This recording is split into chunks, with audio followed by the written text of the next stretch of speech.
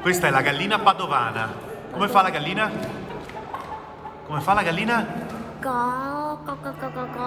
Un pollaio a scuola. I bambini della scuola primaria della Vittoria, in quartiere Mandria, da oggi oltre allo studio avranno un compito in più: accudire insieme alle insegnanti le galline.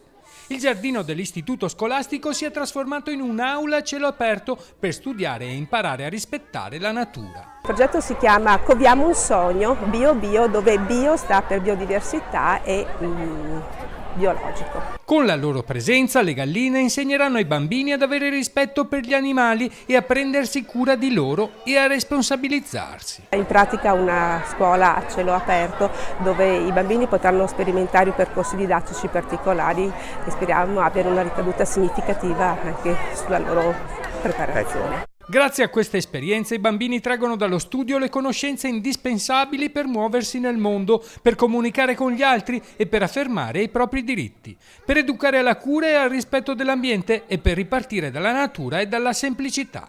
Un bel progetto che avvicina i ragazzi al mondo dell'agricoltura, alla natura, ma soprattutto i ragazzi della città che magari hanno poca confidenza con gli animali e quindi imparano cosa sia il lavoro dell'agricoltore. Nel percorso didattico i bambini impareranno a distinguere le razze avicole.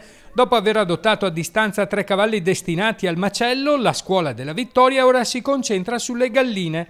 Galline con cui, tra le altre cose, si può fare un'importante attività di pet therapy.